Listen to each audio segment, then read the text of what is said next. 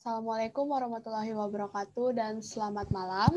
Perkenalkan, kami dari kelompok 2 akan membahas tentang masyarakat maritim, khususnya suku Madura. Sebelum kita membahas tentang materi pada hari ini, terlebih dahulu saya akan memperkenalkan anggota kelompok kami. Yang pertama adalah saya sendiri, Joya Kanapembonan, sebagai moderator sekaligus pemateri. Yang kedua adalah Saudara Muhammad Rafli Raihan sebagai pemateri.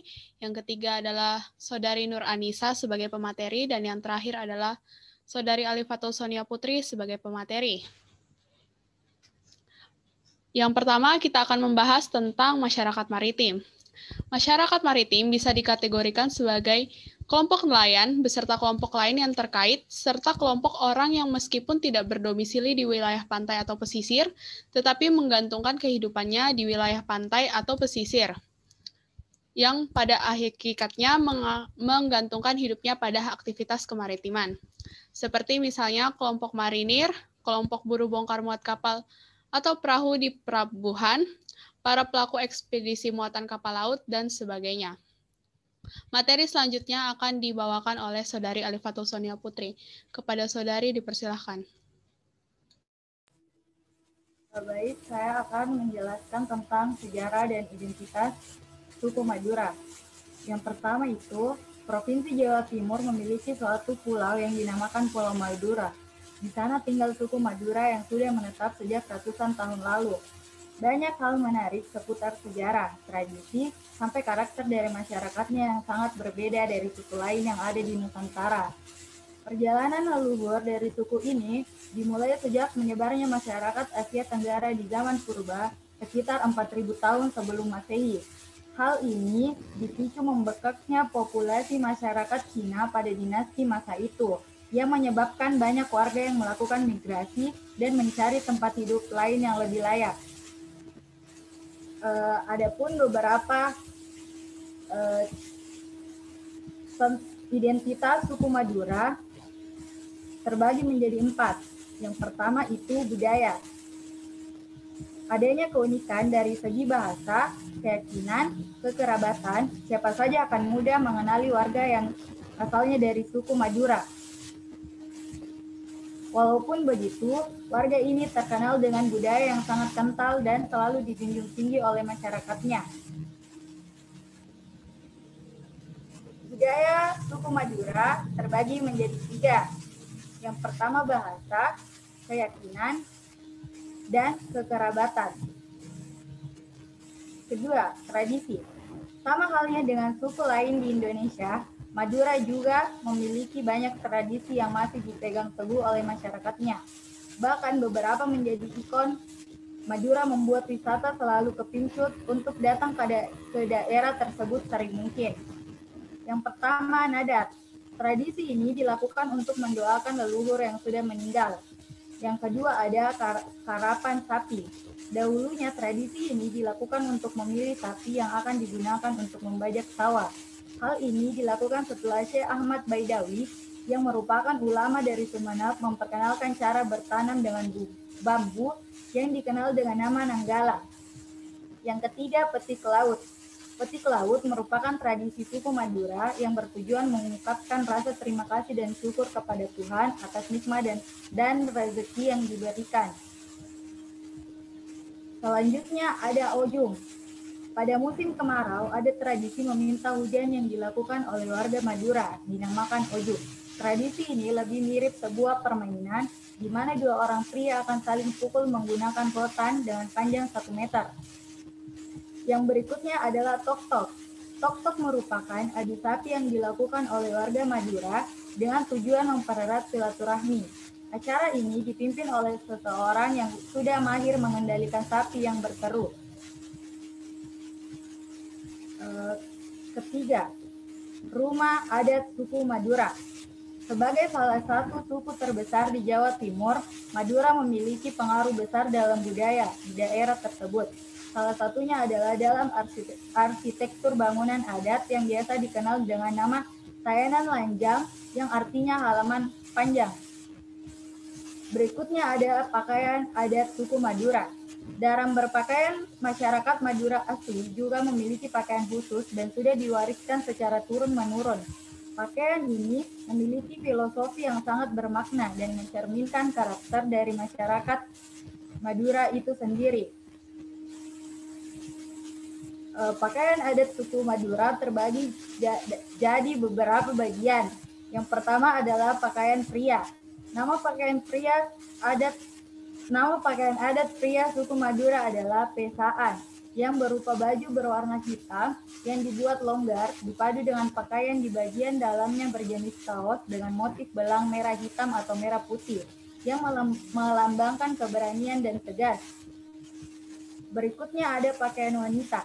Untuk wanita, suku Madura pakaian adatnya berupa kebaya jenis kutu baru atau rancongan yang transparan. Di dalamnya wanita memakai BRA dengan warna kontras dan pas di badan. Filosofinya adalah wanita Madura sangat menghargai kecantikan dan keindahan tubuh mereka.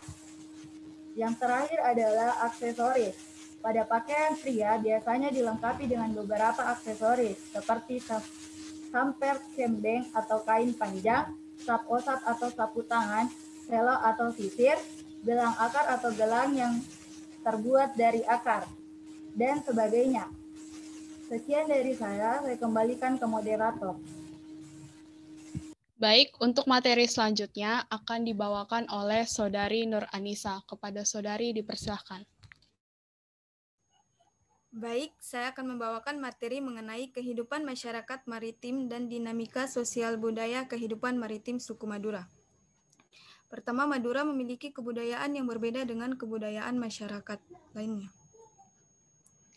Untuk kebudayaan masyarakat Madura sendiri berbeda dengan kebudayaan masyarakat lainnya, termasuk dengan kebudayaan Jawa Timur seperti Surabaya, Malang, dan lain-lain. Meskipun Madura masih satu provinsi dengan mereka, masyarakat Madura memiliki corak, karakter, dan sifat yang berbeda dengan masyarakat Jawa. Masyarakatnya yang santun membuat masyarakat Madura disegani, dihormati, bahkan ditakuti oleh masyarakat lainnya. Masyarakat Madura juga sangat memuliakan tamu dan masih mempercayai kekuatan magis. Dengan melakukan berbagai macam ritual, dan ritual tersebut memberikan peranan yang penting dalam pelaksanaan kehidupan masyarakat Madura. Untuk bahasa masyarakat Madura memiliki bahasa daerahnya sendiri yang mayoritas digunakan oleh masyarakat asli Madura. Bahasa Madura hampir mirip dengan bahasa daerah lainnya di Indonesia, karena bahasa Madura banyak terpengaruh oleh bahasa Jawa, Melayu, Bugis, Tionghoa, dan lain sebagainya. Berikutnya, mata pencaharian suku Madura adalah nelayan. Suku Madura kebanyakan mata pencahariannya adalah nelayan, karena daerah tempat tinggal suku Madura tinggal di pesisir. Laut bagi penduduk di sekitar pesisir, khususnya nelayan, merupakan hal yang biasa mereka lihat. Bagi nelayan, laut adalah lahan tempat mencari ikan, tempat mencari rezeki guna menghidupi keluarganya. Laut adalah anugerah dari atas yang diciptakan untuk nelayan. Menurut pengalaman nelayan, pada saat air laut berwarna pekat kebiruan, sulit mencari ikan karena banyak kotoran yang lengket di jaring. Nelayan juga mengenal cuaca baik dan tidak baik dalam melaksanakan mencari ikan. Selanjutnya, saya akan serahkan ke moderator. Baik, untuk materi selanjutnya akan dibawakan oleh Saudara Muhammad Rafli Raihan. Kepada Saudara dipersilahkan.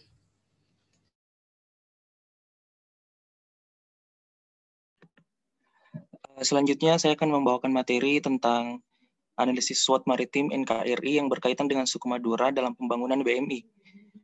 Yang pertama ada strength atau kekuatan. Berdasarkan hasil analisis, etnis Madura atau Pulau Madura merupakan salah satu pulau atau etnis yang letaknya sangat strategis. Pulau Madura memiliki potensial yang sangat tinggi dalam bidang perikanan atau hasil lautnya. Dan karena potensi itulah yang dapat menunjang perekonomian di Madura. Dan Pulau Madura merupakan satu di antara pemasok atau yang memberikan hasil laut atau perikanan yang besar terhadap Indonesia. Yang kedua ada weakness atau kelemahan. Berdasarkan hasil analisis, etnis Madura memiliki potensi yang besar dalam bidang perairan atau laut, namun masyarakat di daerah tersebut masih kurangnya perhatian dalam hal potensi lautnya. Jika dianalisis dengan kondisi sumber daya manusia maritim Indonesia, walaupun Indonesia memiliki potensi yang besar dalam hasil lautnya, tetapi nyatanya kondisi maritim Apabila dilihat dari sektor perikanan masih memprihatinkan. Sektor perikanan memang memiliki potensi yang sangat besar, akan tetapi kontribusi sektor perikanan terhadap pendapatan nasional masih rendah. Selain itu, pertambahan kawasan budidaya perikanan pun masih sangat kurang. Dan dari segi sumber daya manusianya, bisa terbilang masih kurang yang bergerak di bidang maritim, sehingga pengelolaan hasil laut atau perikanan belum terlalu optimal. Yang ketiga, ada opportunity atau peluang. Berdasarkan hasil analisisnya, peluang yang terdapat di Pulau Madura, khususnya etnik Madura, yaitu dari segi perikanan atau perairan. Di satu sisi memberikan potensi peluang yang lebih besar bagi daerah untuk mengelola dan memanfaatkan potensi kelautannya bagi kesejahteraan daerah. Tetapi karena kurangnya SDM yang berkualitas, sehingga dibutuhkannya pelatihan sumber daya manusia untuk meningkatkan potensi dalam hal meningkatkan potensi hasil laut yang ada di Pulau Madura. Pelatihan tersebut juga dapat menekankan nilai pengangguran yang ada di Pulau Madura, sehingga dapat meningkatkan kesejahteraan masyarakat di Madura. Dan jika dianalisis dengan kondisi sumber daya manusia maritim, peluang Indonesia dalam mengembangkan bidang perairan sangat besar. Perikanan Indonesia adalah salah satu yang terbesar di dunia, baik perikanan tangkap maupun perikanan budidaya. Dengan kata lain, peluang untuk mengembangkan ekonomi kelautan untuk kemajuan dan kesejahteraan bangsa sejatinya masih sangat besar. Dan sedangkan dalam hal sumber daya manusia, untuk menghasilkan SDM yang berkualitas dalam bidang maritim, Indonesia memiliki banyak perguruan tinggi yang mempelajari tentang perikanan atau kelautan dalam rangka memenuhi permintaan SDM maritim dunia.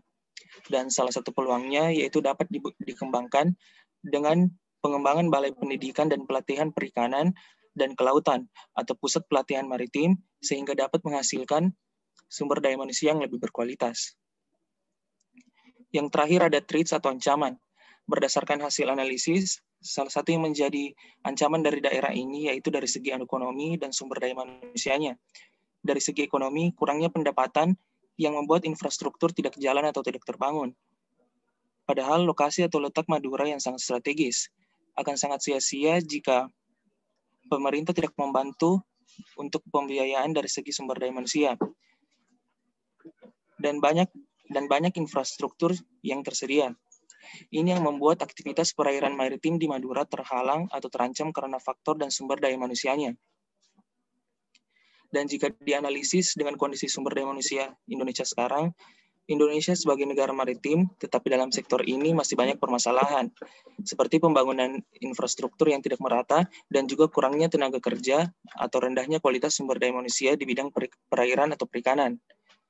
Hal ini disebabkan karena pendidikan belum memenuhi standar kebutuhan atau kompetensi pasar maritim.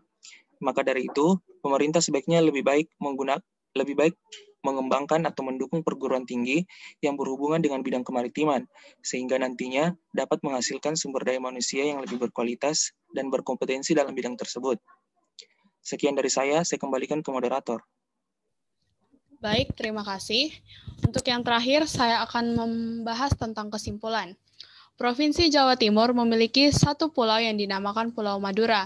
Di sana tinggal suku Madura yang sudah menetap sejak ratusan tahun yang lalu. Adanya persamaan fisik, kebiasaan, dan cara hidup, akhirnya sekelompok manusia tinggal bersama di sebuah pulau di Jawa Timur. Walaupun menetap di Pulau Jawa, tetapi suku Madura punya budayanya sendiri yang berbeda dari adat Jawa. Bisa dilihat dari bahasa yang dipakai, pakaian, sampai karakteristik dari masyarakatnya. Suku Madura kebanyakan bermata pencarian sebagai nelayan, karena daerah tempat tinggal suku Madura tinggal di pesisir. Laut bagi penduduk di sekitar pesisir, khususnya nelayan, merupakan hal yang biasa mereka lihat, sesuatu pemandangan yang selalu mereka temui, bahkan tempat nenek moyang, orang tua sehari-harinya melaut, memburu ikan. Dari hasil analisis SWOT, Indonesia memiliki potensi yang sangat besar di dalamnya. Begitu juga dengan Madura. Namun, walaupun termasuk negara yang memiliki potensial yang tinggi, negara ini dan juga khususnya pada suku Madura tergolong memiliki kualitas sumber daya manusia yang rendah sehingga pemanfaatan potensialnya yang kurang maksimal. Sekian dari kelompok kami, kurang lebihnya mohon dimaafkan. Terima kasih.